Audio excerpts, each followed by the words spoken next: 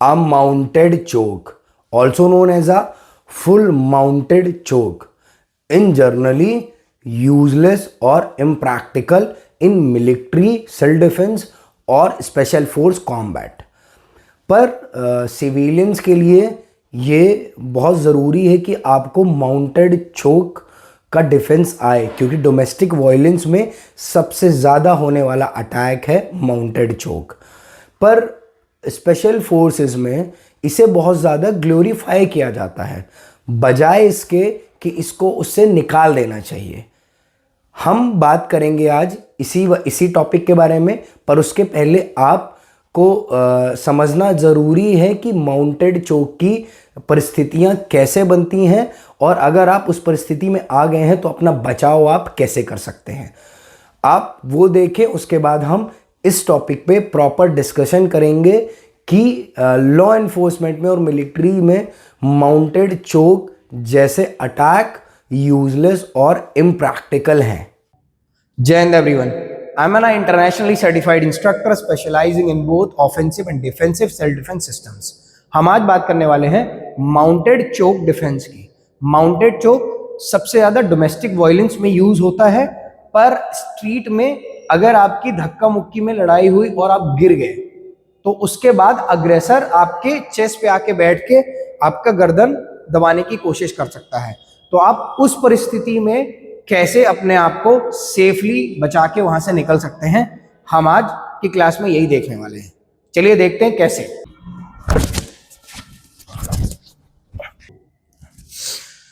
देखिए, इस पोजीशन में अटैकर प्रॉपर पूरा ग्रेविटी का यूज कर रहा है और अपना पूरा बॉडी वेट मेरे नेक पे डाल रहा है, जिससे मेरी नेक बोन ब्रोक होने के बहुत ज़्यादा चांसेस हैं। दूसरा, मेरी वेसल्स, ब्लड वेसल्स चोक हो रही हैं, जिसके कारण ब्लड सर्कुलेशन मेरे ब्रेन तक नहीं पहुंच पा रहा है और मेरे ब्रेन और बॉडी का कोऑर्डिनेशन छूट रहा है। साथ में मेरी विंड पाइप चोक हो रही है, जिसके कारण मैं ब्रीथिंग नहीं प्रॉपर ले पा रहा हूँ। अब उससे होगा क्या, अगर कुछ सेकेंडों के अंदर अंदर मैं इस अपनी प्रॉपर ब्रीथिंग को दोबारा से नॉर्मल नहीं कर पाया तो मैं ब्लैकआउट होना चालू हो जाऊंगा और कुछ देर बाद मेरी मृत्यु भी हो सकती है। क्यों? क्योंकि ब्लड सर्कुलेशन भी चोक्ड है। तो अब आपको ये बात समझनी पड़ेगी कि इस टेक्निक की सीरियसनेस आपको बहुत अच्छे से समझना पड़ेगा कि आप कितनी सीरियस सिचुएशन में। अब अगर स्ट्रीट में मैं इस सिचुएशन में आया तो मतलब मेरी पहले गुत्तम गुत्ता हुई है, उसके बाद मैं ग्राउंड पे गिरा हूं। तो जब मैं गिर रहा हूं तो मेक श्योर कि मेरे को बैक ब्रेक फॉल आना चाहिए, जिसमें मैं अपने हेड और टेलबोन को बचा सकता हूं। दूसरा, अब इस पूरी सिचुएशन में जो सबसे पहले प्रॉब्लम पार्ट है वो क्या है, मैं सांस नहीं ले पा रहा हूं, और जब तक मैं सांस नहीं ले पाऊंगा तब तक मैं कुछ आगे करने में असक्षम हूं। तो मैं सबसे पहले क्या कर रहा हूं, I make sure sloth grip बनाते हुए मैं एक लाइन खींच रहा हूं, जिससे अटैकर का दोनों हाथ हो। पर अटैकर तो बहुत मस्कुलर है, कितना भी बड़ा हो सकता है, कितना भी वेट में हो सकता है, कितना भी पावरफुल हो सकता है। तो आप मेक श्योर क्या करोगे, ब्रिजिंग के साथ ये काम करोगे। ब्रिजिंग से उसका बैलेंस आउट होगा और उसी के साथ मेरे को मौका मिलेगा कि मैं उसके हाथों को, उसकी ग्रिप हाथों की ढीली कर पाऊं। कैसे? आई गो फॉर अ 1। अब अगर मैं एक हाथ पकड़ के नहीं रखूं, सीधे ब्रिजिंग करूं, तो उससे क्या होगा, अटैकर आगे जाएगा, then he go for a punches और हेडबट। तो आप मेक श्योर कर रहे हो, you go for a sloth grip और ब्रिजिंग, उसके साथ ही फ्लोटिंग ग्रिप्स पे मारते हुए बॉडी टर्न करते के साथ ही guard up, go for a groin, cover your face, क्योंकि इससे किक आ सकती है। हटाते हुए मैं अटैकर के सिर के पास जाने की कोशिश कर रहा हूं। वहीं पे I go for a storm kick, scan, run. अभी तक आपको ये समझ आ ही गया होगा कि किन परिस्थितियों में माउंटेड चोक जैसे अटैक होते हैं, और आप इस प्रैक्टिकल और इफेक्टिव टेक्निक का इस्तेमाल करके उससे निकल सकते हैं।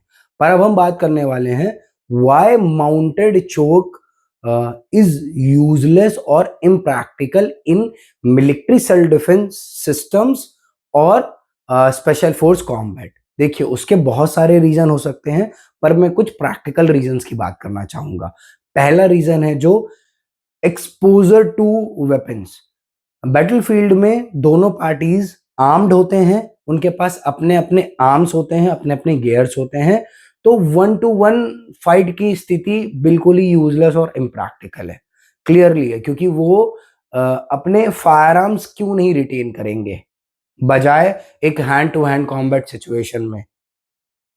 क्लियर है। Second reason, multiple opponent. देखिए, आपको ये समझना पड़ेगा कि जब एक बैटलफील्ड या फिर वॉर वाली सिचुएशन होती है, वहां पे बहुत सारे सैनिक रहते हैं, तो ये 1-to-1 फाइट जैसी सिचुएशन है ही नहीं। ये मल्टीपल अटैकर्स की सिचुएशन है, वो भी जो मल्टीपल अटैकर्स आर्म्ड हैं, उनसे डील करना है आपको। तो वो माउंटेड चोक की बजाय पीछे से आके आपको स्टैब करने की कोशिश करेगा या फिर अपने फायर आर्म्स रिटेन करके आपको मारने की कोशिश करेगा। वो क्यों माउंटेड चोक जैसी परिस्थितियों में जाएगा, आपको ले जाएगा।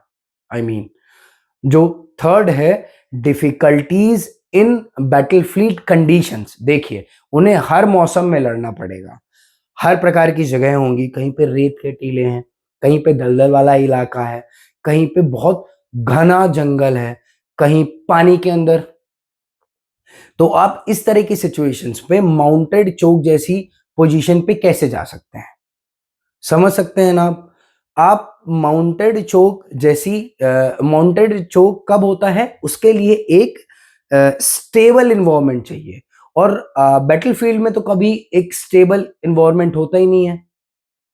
और दूसरा, वो बैग्स पैक करके रखे हैं, बैग्स है उनके पीछे, प्रॉपर गियर है, लोडेड है वो, तो उन बैग्स को लेके, गियर्स को लेके वो लोडेड कैसे गिर गिर सकते हैं या फिर कैसे माउंटेड चोक में जा सकते हैं, और कैसे इस सिचुएशन में अपना वो डिफेंड कर सकते हैं। पहली बात तो जा ही नहीं सकते, तो डिफेंड करने की बात ही नहीं आती।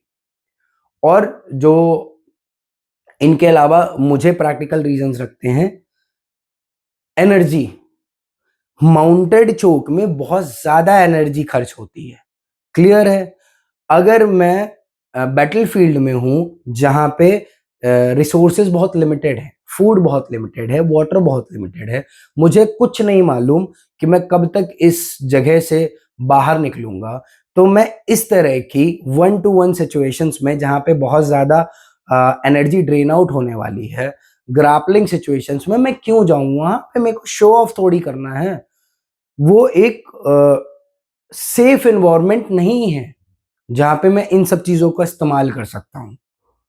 देखिए, मुझे आज तक ये बात समझ में नहीं आई कि कुछ ऑर्गेनाइजेशंस स्पेशल फोर्सेस को जब ट्रेन करने जाती हैं या फिर मिलिट्री को ट्रेन करने जाती हैं, तो वो माउंटेड चोक को इतना ज्यादा ग्लोरीफाई क्यों करती हैं, क्योंकि ये बहुत ही ज्यादा यूजलेस और इम्प्रैक्टिकल है। मैं ये बात बहुत ज्यादा समझने को और मानने को तैयार हूं कि वो स्पेशल फोर्सेस के बंदे या फिर वो मिलिट्री के बंदे जिनको आप इसमें ट्रेन कर सकते हो, तो वो अपनी सिविल लाइफ में जाके इसका इस्तेमाल कर सकते हैं, पर वो तो सिविल लाइफ में भी आके सीख सकते हैं। आप मिलिट्री में जा रहे हो, मिलिट्री में गए हो या फिर स्पेशल फोर्सेस को जा रहे हो ट्रेन करने के लिए, बैटलफील्ड्स के लिए, क्लियर है। तो आपको कुछ ऐसा सिखाना चाहिए जो बैटलफील्ड्स में प्रॉपर यूज कर सकें, क्योंकि उनके पास बहुत ज्यादा लिमिटेड टाइम है इस कोर्स को करने का। तो मुझे लगता है कि इस टेक्निक को निकालने की बजाय बहुत ज्यादा ग्लोरीफाई करके दिखाते हैं ये ऑर्गेनाइजेशंस माउंटेड चोक जैसी टेक्निक्स को, जो कि मुझे नहीं लगता, क्योंकि इसका प्रैक्टिकल अटैक कहाँ पे है, डोमेस्टिक वायलेंस पे। वो ज्यादातर सिविलियंस के साथ होता है और घरों में होता है। तो ऐसा नहीं है कि अटैक ही यूजलेस है, अटैक यूजलेस नहीं है, अटैक तो होते हैं। डोमेस्टिक वायलेंस में सबसे ज्यादा इस अटैक का इस्तेमाल किया जा सकता है, पर मिलिट्री ट्रेनिंग्स में और स्पेशल फोर्सेस की ट्रेनिंग में मुझे ये पर्सनली बहुत यूजलेस और इम्प्रैक्टिकल लगता है। आप अपनी राय जरूर दें। जय हिंद।